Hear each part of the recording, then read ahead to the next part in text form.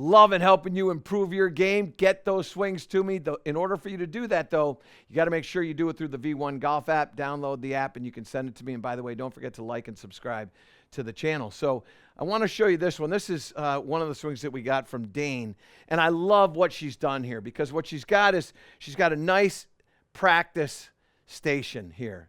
She's got it set up for ball position, alignment. Fantastic work, Dane. Something that everybody can learn from. So make sure you guys copy Dane here and get yourself a practice station. Use those alignment sticks. They should be in your golf bag. They're in mine, right here, in mine.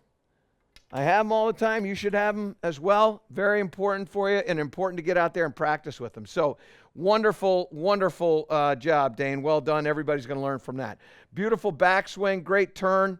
Wonderful position at the top of the swing. I love seeing the forearm line here and the club face be somewhat parallel. And if not, I'd rather have a closed face than an open face. Okay, so again, excellent, excellent job here. Now, what I want you to pay attention to is this one thing that we got to do. And you can do this with alignment sticks. I've got another little device that I use, but you can do this with alignment sticks, and that's this. So when Dane starts to come down, she starts to move in. Lower body is squatting, which is great. And now she starts to push off of it, but the club is coming so much from the inside here. This is the angle that the club is coming into the golf ball. And that creates a little bit of a problem, because now what's happening, I imagine a car driving on the highway, and you're in the fast lane and you're getting off the exit. So you've got to go from the fast lane through the middle lane to the slow lane and then to the exit. You're going on an angle like this. I want you to just be going in the middle lane. Just stay in the middle lane. What ends up happening is that Dane takes that club and it's coming from way too far inside, and all of a sudden she hits it out on the toe. The club face, because the toe slows down, the heel goes forward and the toe sits back, and it looks like the club face is wide open. It's not wide open. It just had a collision on the toe, and the toe kind of stops, and the heel keeps going, and the shaft torques, and the next thing you know, that's what you get. And now look at that club face open up there, really dramatically opens up, probably changed positions in her hands, and then she tries to recover it. Now, here's how you're going to solve this problem, Dane, and you're going to get really good right away, because this is a golf swing that's fantastic. What we have to do is we want to get this, go ahead down the line, Gibbsy.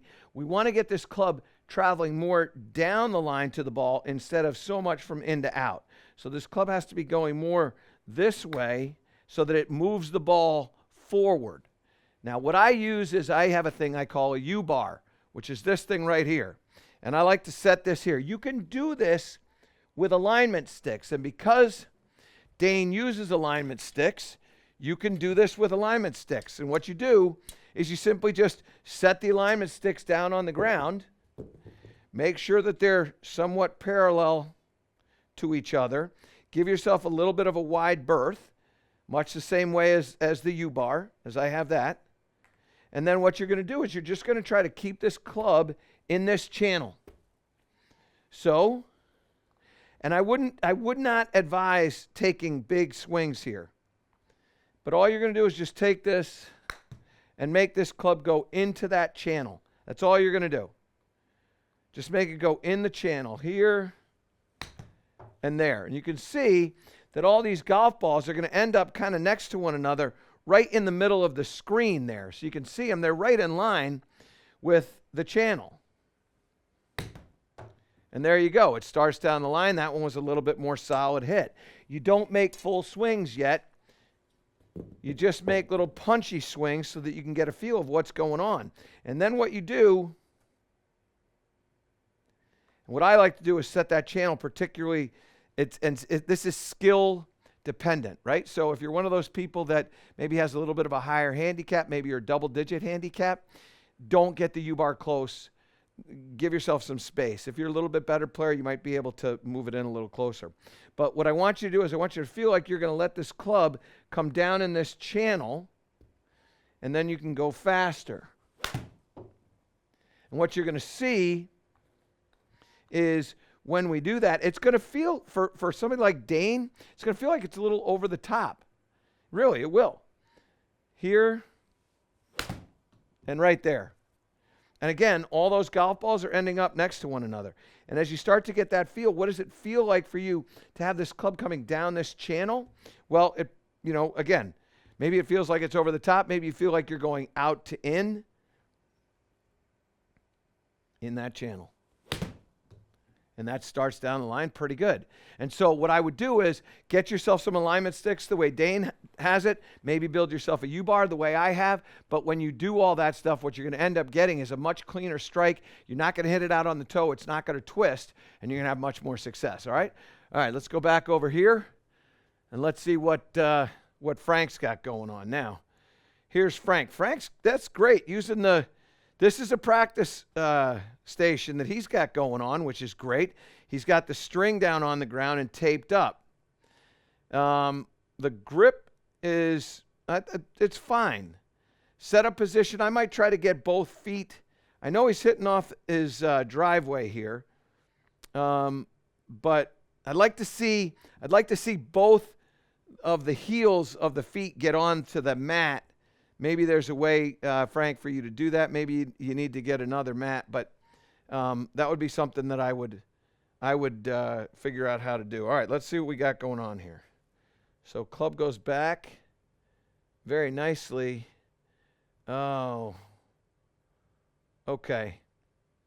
Now, this is hard to see this from this angle, but this to me looks like somebody that's been working on staying connected in their swing. And so when I see Frank, what I see going on here is there's not really a whole lot of lift in his arms.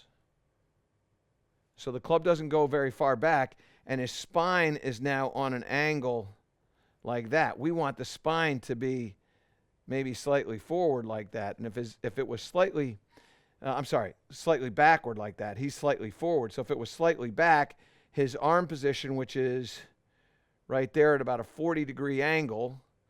You got to do a little math here. So this is 77 degrees leaning forward. So that's going to be 23 off of 90. And this is about 75 going back. So let's make it simple math. Let's just say they're both 75. That's 30 degrees.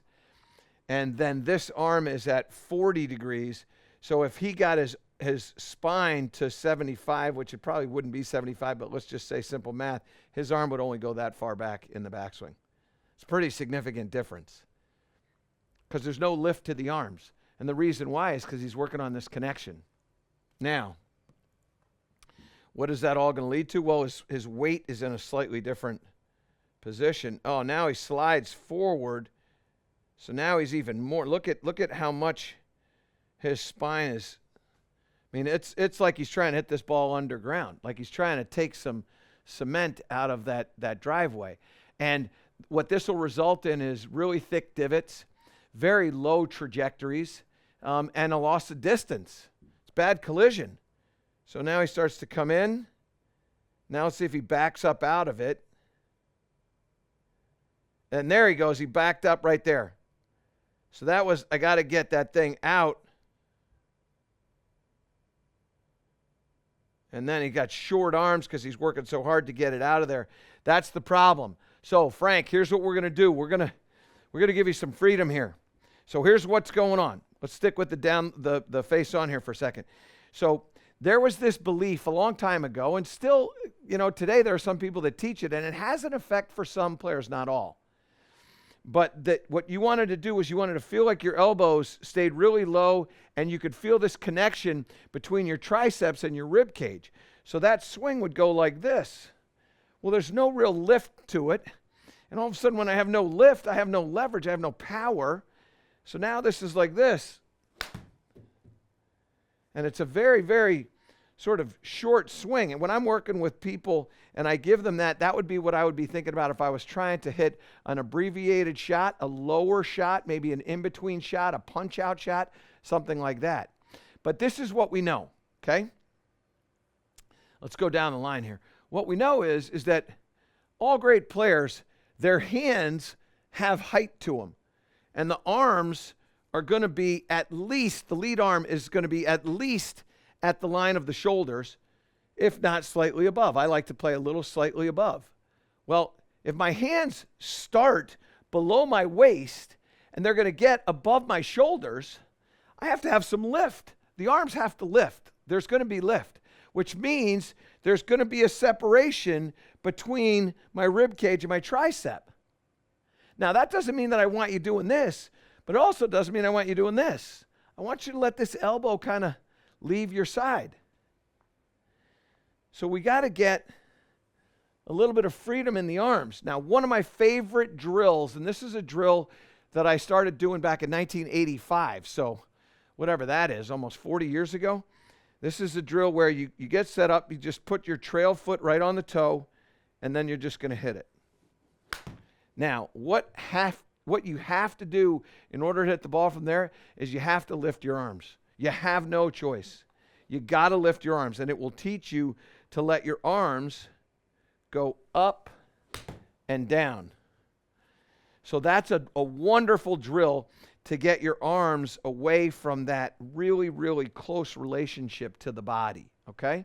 It's the first thing that has to happen. Now, the second thing that has to happen, and particularly for Frank here, is we've got to make sure that at the top of the swing, the upper part of the spine is on the trail side of the lower part of the spine. I don't want the upper part of the spine to be in front of the trail or the lower side of the spine. So I want you to rehearse bad, then good. So bad would be going like this. This is where body weight is out over the lead foot. The lead knee is over the lead toe. I want you to feel like you're going to let your left shoulder, lead shoulder, get over your trail toe. So if I let the lead shoulder get over the trail toe, now look at my spine. Look at my back. I'm not tilting down to the ground. I'm stacked over there on my trail leg. So here and here. And what you're also going to notice is that my head, when I do that, has a little bit of movement back, about a half a head. So we get here like this. We get that lead shoulder over the trail toe like that. Head moves. Lift the arms. And now all of a sudden we get some trajectory.